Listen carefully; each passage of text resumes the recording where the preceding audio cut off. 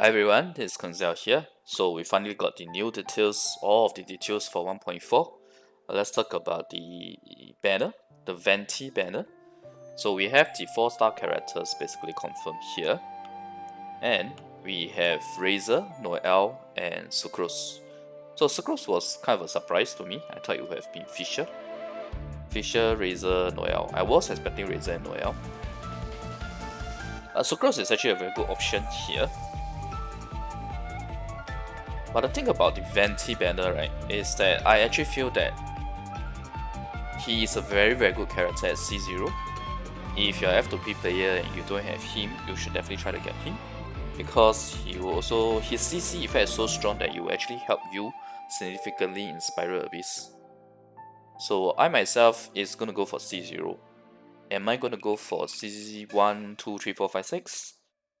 The problem with Venti, right, is his C1 is terrible, while his C2 to 6 is good. But here's the thing, he's a support character, right? I don't really feel like investing in a support character, because I already have very good DPS characters that are doing very well already. Kinda don't need to invest so heavily in Venti, that's my opinion. So I'll probably try out C0 Venti, because I don't have Venti at all. I joined the game, I started on Genshin Impact after Venti's banner was over. So I'm gonna get C0 Venti, I'll try him out, I'll make sure that all of the main character, main DPS skills that I have, their skills are able to hit when Venti's ultimate is active. Otherwise, it's even less worth it for me to invest in Venti. And as for the weapon, I'll talk about that shortly. And one last thing I'll talk about for the character banner is that the good thing is that it is finally back to 3 weeks. I find that 2 weeks banner is really too short. It's too short for F2P players to gain to slowly build up their Primogems. That's number 1, right? Number 2, 2 weeks for a new banner means that if you don't have some of the characters that's coming on the new banner, you only have 2 weeks to prepare for that new banners, the new characters or specific character that you want. They prepare all their essential materials, etc. Which is quite tough, honestly speaking, because at the same time you still need to farm a bit on artifacts, etc. Right?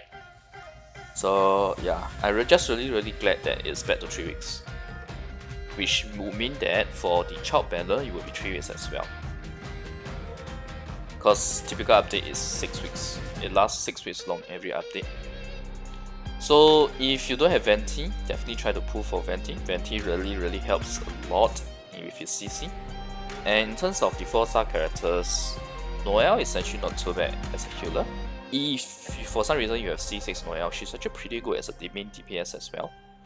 Razor is one of the best 4-star main DPS. He was my very first main DPS, and I really enjoyed using him.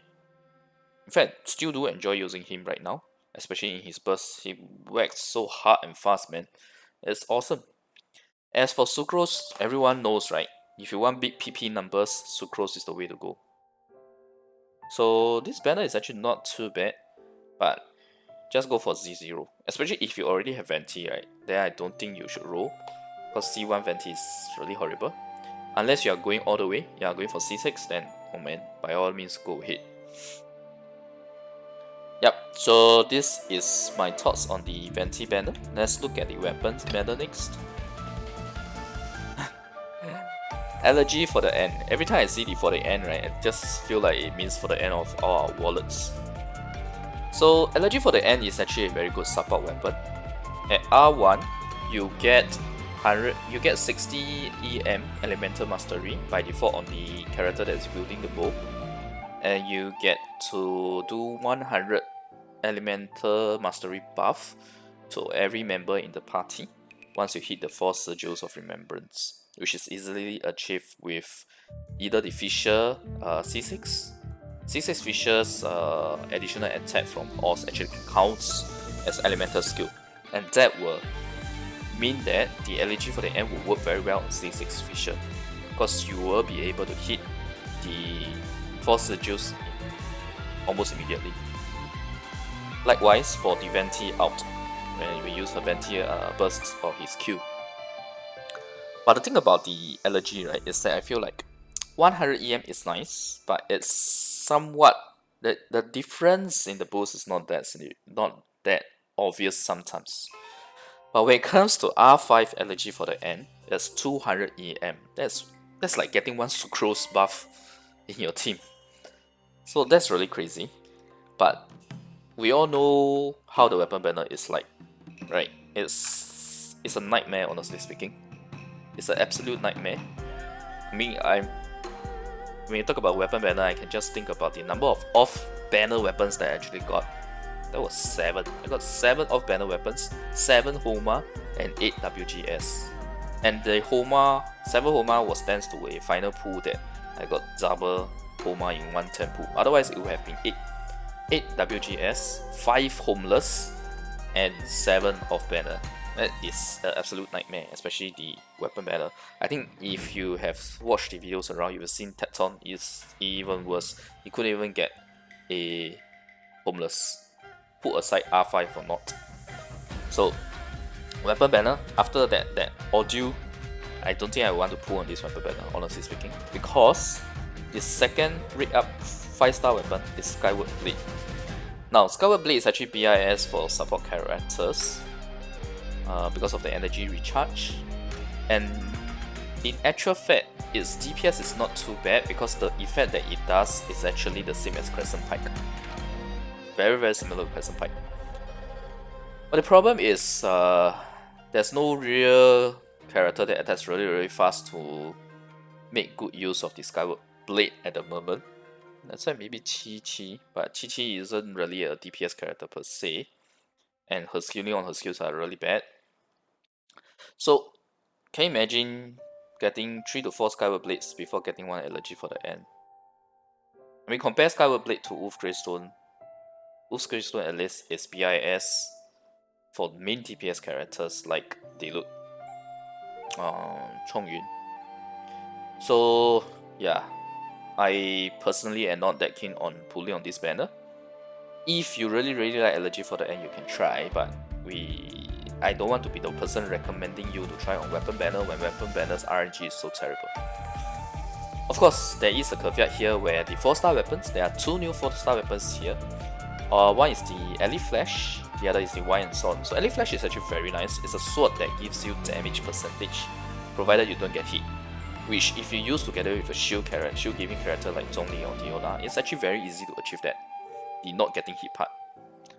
Provided that the buff, it really depends on how the buff works, whether or not it takes into account you getting hit while you have a shield defending you, or it takes into account whether or not you lose HP. Because if you get hit and you lose HP, then shield characters will be very, very good for this. And Ellie Flash has a really, really high attack value based on what I last saw on Honey World. It looks very, very weird actually. It's not aligned with all the other weapon values, so we will know for sure when it's released. In the next two days, yeah. So Ellie Flash it does have potential to be a very good weapon, but I guess if you're looking for Ellie Flash, you can try pulling on this banner as opposed to like a 5-star weapon. It's easier to get 4-star weapon, but don't forget the number of 4-star weapons that are available. You have 5. You have a 1 in 5 chance of getting the one that you want. So it's not easy to, honestly speaking. So I myself, I think I'm probably not going to pull on this banner unless all over the internet, right, when Elegy for the end is out, it's like absolutely broken weapon. Maybe I'll will for it at the very last week when there are more news on what is the second Epitome Invocation weapon banner that comes together with Child, right? So that I can make a proper informed decision on the next, whether or not it's better to pull for the next weapon banner or this weapon banner. Because don't forget that the next weapon banner is going to be the one that has Ellie Hunter. And Ellie Hunter is actually pretty good. So yeah, I'll probably adopt a wait and see approach for this weapon banner. And I would pull for the Venti, but just C0 really. Don't think I'm going to spend too much on this 3 weeks. Because I most likely will be getting C6 Rosaria. So yeah, we are actually going to spend on that banner already. And I'm not a super mega wheel or leviathan. I'm not going to spend on every single banner. I'm not going to see every single 5-star character. So yeah. Alright, so the KSC event actually has a login, which is pretty nice because there are a decent number of Primo Gems, 300 in total. So not too bad, but it happens right after the update too, so that's nice. Now I just want to bring your attention to some other stuff which it was not already covered in the 1.4 official stream.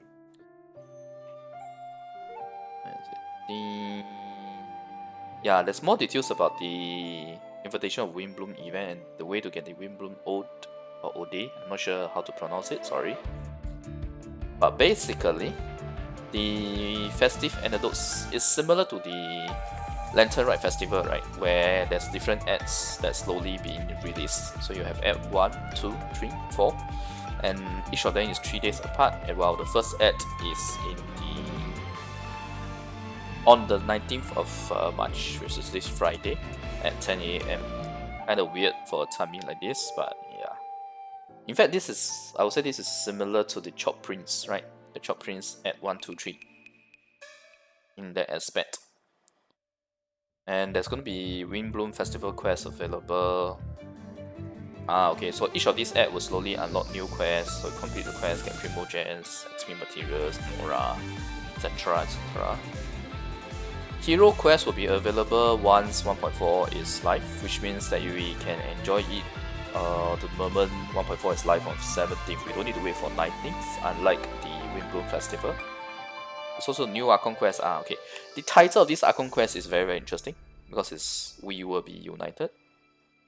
And this We Will Be United is actually the same title as that trailer video on Genshin Impact YouTube, where it shows Lumine seeing Aether. So it's a very nice, touching video about siblings being separated and they will be reunited.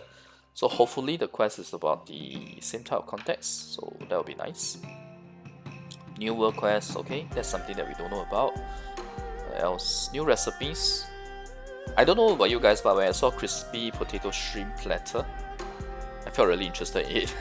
Like, I actually felt the urge to eat it. Okay, the other thing I want to talk about is parametric transformer. This is nice. Adding various ores as materials. This means that if you don't want to use Mystic, the magical crystal chunk, does it mean that we can actually put it really depends. If we can use magical crystal chunk on the parametric transformer, and we don't get ores in return, we get the usual type of like Hero Suite, Mora, essential materials, talent books, etc. back. It's actually very good because we all know that spending raising on the magical crystal chunk is terrible, right? And I'm very sure if you have played the game for some time, you can easily have thousands of those magical crystal or chunks. So it would be great if you can use the magical crystal chunk on the parametric transformer. But we will know once 1.4 is launched. So new NPCs selling Core Lapis and Electro Crystal. Cool. Okay, what else is new? Spiral Abyss. Okay. The Period 1 Spiral Abyss Windward Moon feels very weird to me because it feels like a blatant discrimination against melee characters the way it works. Basically, your melee characters will always suffer a reduced aura effect, right? Because for as long as there's opening in the aura effect is decreased by 25%. I think it's 25% or 60%, which means that it's going to be a 15% drop. So that's why when there's 4 or more opponents in there, you won't get any attack increase. So this is basically encouraging ranged characters for your main TPS during that period, right? I don't know why they are doing a melee character discrimination. I mean, it's obvious that it's because of Venti's burst, right? But so period 2 is a bit weird to me though. I'm very surprised that they are buffing plunge attack. Plunge attacks basically the only character I can think of is Cell. So kind of surprising that they want to buff Cell's effects in Spiral Abyss again. Because typically the Spiral Abyss the buff in Spiral Abyss always follows whatever character is on the banner. Okay, let's see. Anything else that wasn't covered in 1.4 live stream? Adjust the appearance of Rosia. Rosaria. Wait, does that mean that a certain place got nerfed again? Okay, I don't know. Anyway, so that's the end of the video. I know it got a bit longer than expected since I went to talk beyond the banners. I hope the content has been helpful to you guys and my opinion has been helpful. So if you like the content, remember to like the video and click subscribe for more, yeah? Alright, thanks everyone for watching. Bye!